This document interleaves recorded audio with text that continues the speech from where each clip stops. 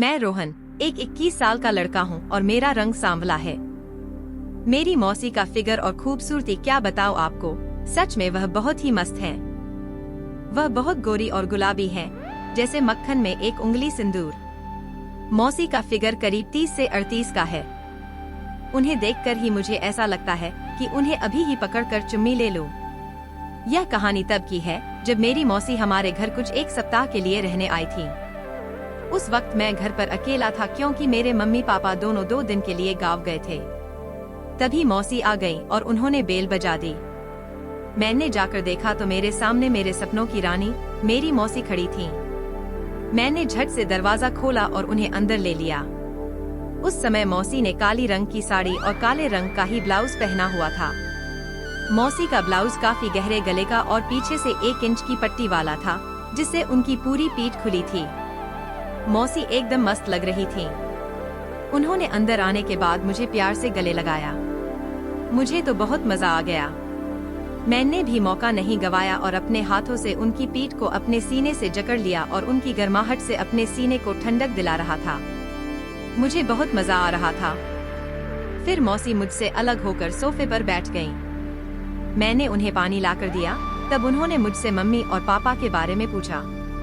मैंने बताया कि वे गाँव गए हैं। फिर मैं उन्हें बेडरूम में ले गया और वहां उन्हें कपड़े चेंज करने के लिए कहा।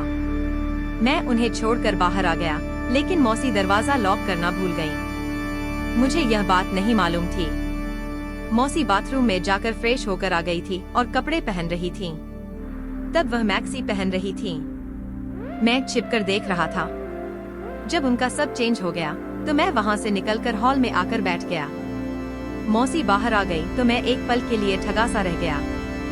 वह इतनी ज्यादा मस्त लग रही थी। मैंने उनसे कहा, चलो मौसी, आज हम दोनों बाहर खाना खाने चलते हैं।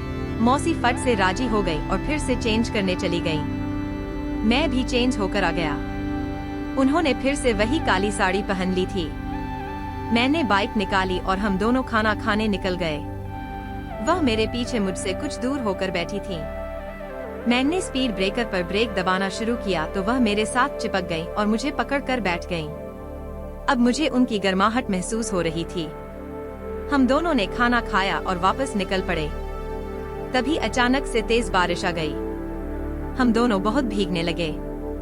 जब तक मैं गाड़ी रोकता, हम दोनों काफी भीग चुके थे। मैंने गाड़ी एक शेड के नीचे रोक दी और वहां पर रुककर बारिश रुकने का इंतजार करने लगे। इस वक्त मौसी तो मानो एक अप्सरा लग रही थी। वह पूरी तरह से भीग चुकी थी और उनकी साड़ी उनके खूबसूरत जिस्म से चिपक सी गई थी। मैं तो बस उन्हें ही देख रहा था। 10 मिनट बाद बारिश रुक गई तो मौसी बोली, चलो, बारिश रुक गई, हम दोनों घर आ गए। मौसी ने सोने के लिए कहा तो हम दोनों सोने के लिए जाने लगे। मौसी बोली, मुझे अकेले में नींद नहीं आती। मैं बोला, फिर तो।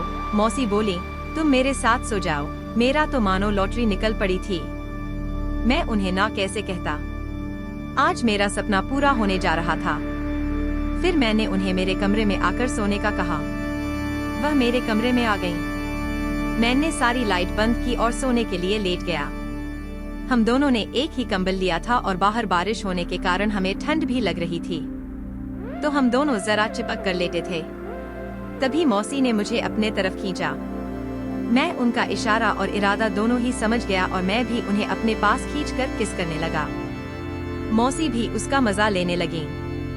वह मेरे सर पर हाथ फेरते हुए मुझसे प्यार करती रही और हम दोनों के बीच खूब हलचल मची। करीब 30 मिनट तक हमारा यह खेल चलता रहा। काफी रात हो गई थी और हम दोनों काफी थक भी गए थे, इसलिए हम दोनों चिपक कर सो गए। तो आपको यह कहानी कैसी लगी, हमें कमेंट करके बताइएगा। ऐसी ही कहानी सुनने के लिए हमारे चैनल को सब्सक्राइब करें।